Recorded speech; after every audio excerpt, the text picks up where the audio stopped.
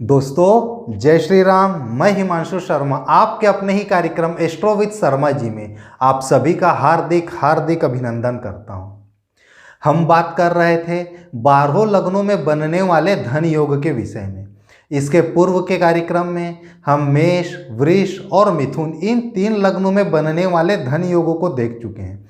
आज बारी है कर्क लग्न की, ऐसी कुंडली जो 4 नंबर से चालू होती है। जी हाँ, 4 नंबर से चालू होती है। चलिए फिर आज हम देखते हैं कर्क लग्न में किस प्रकार से हमें धन का योग देखना है। कर्क लग्न में द्वितीय भाव अर्थात धन भाव के मालिक होते हैं सूर्यदेव, ठीक है। और सूर्यदेव लग्नेश के अति मित्र भी हैं। चंद्र और सूर्य ये दोनों के दोनों नैसर्गिक रूप से आपस में एक दूसरे के मित्र हैं। तो सूर्यदेव जब कभी भी अपनी स्व राशि में अर्थात दूसरे भाव में या नवम भाव में जहाँ पर 12 नंबर लिखा हुआ है मीन राशि में, जब कभी भी सूर्यदेव आकर बैठते हैं तो इससे बनता है एक धन का योग कर्क लग्न वालों के लिए। देखिए यहाँ 2 नंबर लिखा है, ये दूसरा भाव है, दूसरे भाव में 5 नंबर लिखा है। 5 नंबर मतलब हो गया सिंह राशि, और सिंह राशि के स्वामी होते हैं सूर्यदेव। तो जब सूर्यदेव द्वितीय भाव में बैठेंगे तो फिर भी कर्क लग्न वालों के लिए धन का योग बनेगा। इसी प्रकार से जब सूर्यदेव नवम भाव में मीन राशि में गुरु की राशि में, गुरु के भी नैसर्गिक रूप से अति मित्र हैं, तो जब वह गुरु की राशि में नवम भाव में आकर बैठेंगे तो फिर भी इससे कर्क लग्न वालों के लिए धन का योग बनता है। अब हम आ जाते हैं दूसरे धन योग में। कर्क लग्न की कुंडली में शुक्रदेव कारक ग्रह नहीं माने जाते हैं। ध्यान से समझिएगा जो चीज बोलना चाह रहा हूं। कर्क लग्न की कुंडली में शुक्रदेव कारक ग्रह नहीं है, लेकिन उसे 11वां भाव प्राप्त होता है, और 11वां भाव हमारे लाभ को दिखाता है, जीवन में हमारे आर्थिक रूप से उन्नति को दिखाता है। तो जब कभी भी शुक्रदेव 11वें भाव के मालिक, यहां पर 11वें भाव में 2 नंबर लिखा है, 2 नंबर मतलब हो गया वृष राशि।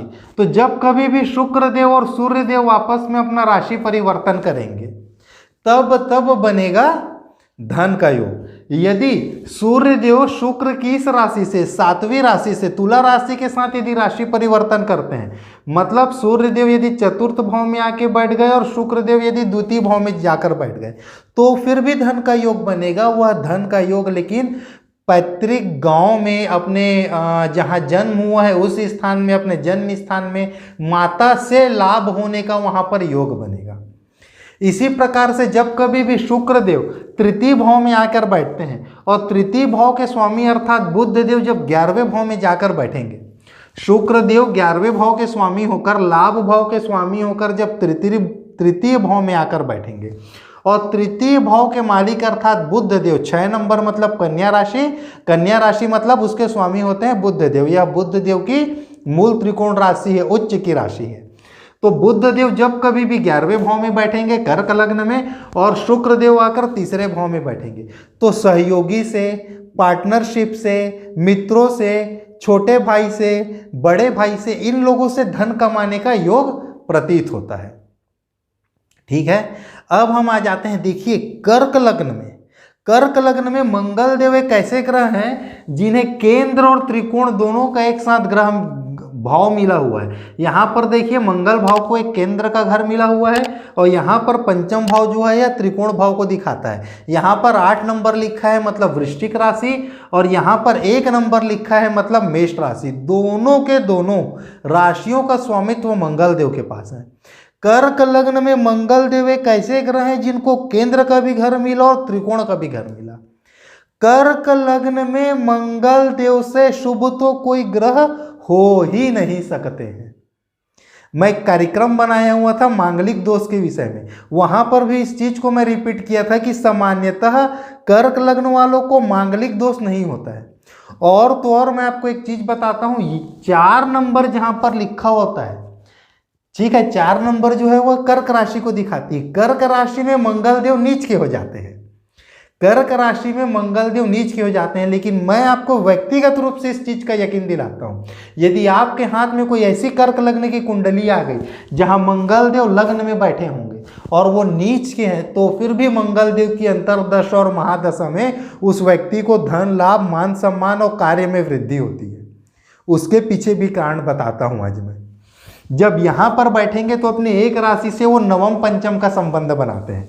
1 2 3 4 5, इससे यह भाव पंचम भाव है और इस भाव से अब जब यहाँ तक गिनते हुए जाओगे तो यह नवम भाव पड़ता है। 1 2 3 4 5 6 7 8 9, यहाँ पर अपने खुद के भाव से नवम पंचम का एक कॉम्बिनेशन बनाते हैं। और इसी प्रकार से इस भाव से यहाँ पर मंगल देव यदि बैठ जाए और यहाँ पर उनके मूल त्रिकोण राशि है, इस भाव से 4 और 10 का संबंध बनाते हैं।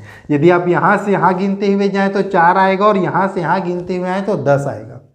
इसलिए मंगल देव कर्क लग्न में नीच के होने के बाद भी बुरा प्रभाव नहीं देते हैं। और ऐसा मंगल देव यदि केंद्र में त्रिकोण में अपनी उच्च की राशि में बैठ के रोचक नाम का पंच महापुरुष में से एक योग, रोचक नाम का यदि वह योग बनाते हैं तो वह अत्यंत धन लाभ को दिखाता है, बहुत बड़े पैमाने में धन लाभ को दिखाता है। रोचक योग तो 12 लग्नों में बन सकता है, कहीं कोई दिक्कत नहीं है। लेकिन मुद्दा यह है कि कौन कौन से ऐसे लग्न है जहां पर रोचक नाम का राजयोग बहुत ज़्यादा फलीभूत होगा। तो मैं सबसे पहले नाम लूंगा सिंह लग्न का, कर्क लग्न का, मेष लग्न का। ये 2-3 ऐसे लग्न है यदि वहां पर रोचक नाम का योग बन गया, राजयोग बन गया, तो वह अत्यंत ही फलीभूत होता है। व्यक्तियों को धन संपत्ति, स्थायी संपत्ति, मान सम्मान, सारी चीजें, शिक्षा, हर एक चीजों को वह दिलाते हैं। चलिए मैं आगे आता हूं, नहीं तो मैं धन योग छूट जाएगा, हम रोचक राजयोग के बारे में ही बात करने लग जाएंगे। गज केसरी योग चंद्रमा और गुरु के कॉम्बिनेशन से बनता है। गज केसरी योग भी 12 लग्नों में बनता है, लेकिन ऐसा नहीं है कि 12 लग्नों में वो बराबर रिजल्ट देगा यदि एक जैसे भाव में बैठ गया तो। कर्क लग्न एक ऐसा लग्न है, यदि कर्क लग्न में पैदा हुए किसी व्यक्ति के साथ गज केसरी नाम का राजयोग बन जाए तो वह अत्यंत ही फलीभूत होता है और व्यक्ति को अत्याधिक धन की प्राप्ति होती है। और गज केसरी योग कहीं पर भी चंद्रमा की और गुरु की एक साथ युति हो जाए और भूल से भी यदि वहां पर मंगल देव की दृष्टि पड़ जाए तो न केवल वो व्यक्ति धन का मालिक होता है, बल्कि मैं यह भी बोल सकता हूं कि वह व्यक्ति अपने कुछ नहीं तो कम से कम अपने शहर का सबसे बड़ा प्रतिष्ठित व्यापारी होता है। इतना जबरदस्त काम करता है कर्क लग्न में यदि गज केसरी नाम का योग बन जाए केंद्र त्रिकोण में और मंगल देव की कहीं पर से भी दृष्टि बन जाए, इतना अद्भुत रिजल्ट है। इसी के साथ यदि कहीं पर से भी मंगल और चंद्रमा लग्नेश और 5वें और 10वें भाव के मालिक यहाँ पर मंगल देव होते हैं और चंद्रदेव यहाँ पर लग्नेश हैं, सबसे ज़्यादा शुभ होते हैं चंद्रदेव। तो कहीं पर से भी यदि मंगल देव के साथ चंद्रदेव का दृष्टि संबंध बन जाए, राशि परिवर्तन का संबंध बन जाए, नक्षत्र परिवर्तन का संबंध बन जाए, तो फिर भी एक अद्भुत धन लाभ का योग बनता है। और एक कर्क लग्न के बारे में बहुत ही बढ़िया चीज़ बताता हूँ, चूंकि आज विषय वस्तु चल रहा है और अचानक मुझे ध्यान आया बात करते करते। सामान्यतः किसी भी कुंडली में सूर्य और शनि की युति को अच्छी नहीं मानी जाती, किसी भी कुंडली में हो। लेकिन कर्क लग्न की कुंडली एक ऐसी कुंडली है, यदि यहाँ पर शनि और सूर्यदेव की एक साथ युति हो जाए तो आफ्टर मैरिज वह भाग्योदय को, ससुराल से बीच बीच में करेंट एसेट्स का प्राप्त होना, तरल मुद्रा, कैश के रूप में और स्थायी संपत्ति, फिक्स नेचर की जमीन, प्रॉपर्टी, ऐसे योग भी बनते हैं। कर्क लग्न में यदि सूर्यदेव और शनिदेव का एक साथ यदि कहीं पर कॉम्बिनेशन हो जाए तो थोड़े अच्छे जगह में, और एक भी शुभ ग्रह की उसके ऊपर दृष्टि पड़ जाए या दोनों के दोनों किसी शुभ भाव में आकर युति कर रहे हो या किसी शुभ नक्षत्र में जाकर कम से कम युति कर रहे हो, 6 8 12 जैसा कोई कॉम्बिनेशन ना बने, ठीक है ना, वैतरिक भाव जैसा कोई कॉम्बिनेशन ना बने, तो यहाँ पर आफ्टर मैरिज, विवाह उपरांत भाग्योदय को वह दिखाता है और ससुराल पक्ष से बहुत अच्छा धन लाभ होने का एक संकेत वहाँ पर से प्राप्त होता है। चलिए फिर आज के कार्यक्रम को हम लोग यहीं पर समाप्त करते हैं। फिर अगले कार्यक्रम में मैं कर्क लग्न के बाद सिंह लग्न में बनने वाले धन से संबंधित राजयोग के विषय में हम लोग बात करेंगे। आज के लिए दोस्तों चलिए फिर इजाज़त दीजिए, नमस्कार।